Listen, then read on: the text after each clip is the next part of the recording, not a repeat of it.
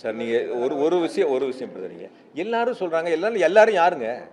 ஏன்னா தவறாகவே சொல்லிட்டு இருக்கீங்க. எல்லாரும் யாருங்க அது? எல்லாரும் நீங்கள் ஒரு விஷயம் புரியுங்க. எல்லாரும் சொல்கிறாங்க, உங்களுக்கு வேண்டியப்பட்டவங்க பிஜேபியை சார்ந்தவங்க, அதிமுக சார்ந்தவங்க, டிவிகே சார்ந்தவங்க, இந்த மாதிரி ஒரு அரசியல் கட்சியை சார்ந்தவங்க சொல்கிற கருத்துல எல்லாருமா? எல்லாருன்னா யார்? மக்கள் தாங்க எல்லாரும். மக்கள் தானே எல்லாரும். எல்லாரும் சொல்கிறாங்கிறது நீங்கள் சமூக வலைத்தளத்தில் பாருங்கள், டிவி விவாதத்தில் பாருங்கள், பொதுமக்கள் சொல்லக்கூடிய கருத்துக்கள் பாருங்கள், எவ்வளோ பேர் என்னென்ன சொல்லியிருக்கான்னு பாருங்கள். 10 பேர் ஒரு நெகட்டிவாக சொன்னாங்கிறது அது ஒரு செய்தியாக கூட வந்து நீங்கள் அது ஒரு கேள்வி எடுக்கிறங்கிறது அது இருந்தால் கூட நாங்கள் சரி செய்கிறோன்னு தான் சொல்கிறோம். நாங்கள் 10 பேர் சொல்லக்கூடிய கருத்தாக இருந்தாலும் நாங்கள் செவி சாய்க்கிறோன்னு தான் சொல்கிறோம். அது எடுத்து நடவடிக்கை எடுக்கணும்னு தான் சொல்கிறோம். அதில் அரசு எந்த விதமான மாட்டு கருத்து நாங்கள் சொல்லலை. அதனால் எல்லாரும் சொல்கிறாங்க அப்படிங்கிறதே வந்து ஒரு அரசியல் கட்சி சொல்லக்கூடிய கருத்துக்கள், ஒரு அரசியல் கட்சியின் சார்பாக முன்வைக்கக்கூடிய கருத்துக்கள் எல்லாருடைய கருத்துக்கள் அல்ல. அது அவர்களுக்கான கருத்துக்கள். அது அவருடைய பங்காக இருக்கலாம். அது அவங்க நம்ம பாராட்டணும்னு நினைக்கிறது நம்மளுடைய தவறு. அது எப்படி ஒரு எதிர்க்கட்சி வந்து நம்மளை பாராட்டுவாங்க? எப்படி ஒரு எதிர்க்கட்சி வந்து இது சிறப்பாக செஞ்சாங்கன்னு எப்படி சொல்லுவாங்க?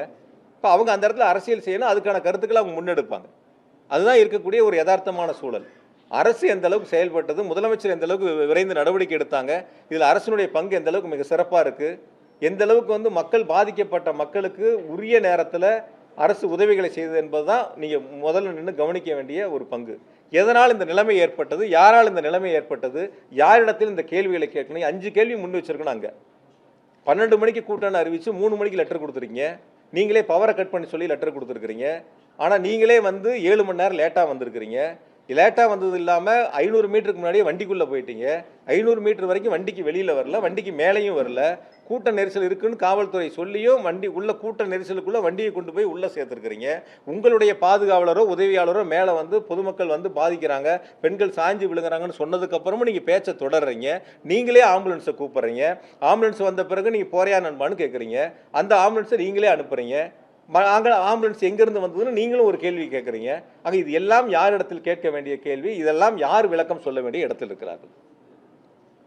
அப்போ அவங்கக்கிட்ட இந்த கேள்விகள்லாம் முன் வச்சு அவங்கள நீங்கள் தொடர்பு கொண்டு இதற்கெல்லாம் உங்களுடைய விளக்கங்களை சொல்லுங்கள். 7 மணி நேரம் ஏன் லேட் ஆச்சு, ஏன் நீங்கள் வண்டிக்குள்ளே 500 மீட்டருக்கு முன்னாடி உள்ளே போனீங்க, வண்டி கொண்டை நிறுத்தி 10 நிமிஷம் வரைக்கும் ஏன் மேலே வரல, இதெல்லாம் அவர்களிடத்தில் கேட்டு அவர்கள் சொல்ல வேண்டிய நிவர்த்தி செய்ய வேண்டிய பொறுப்பு அவங்க இடத்துல இருக்குது.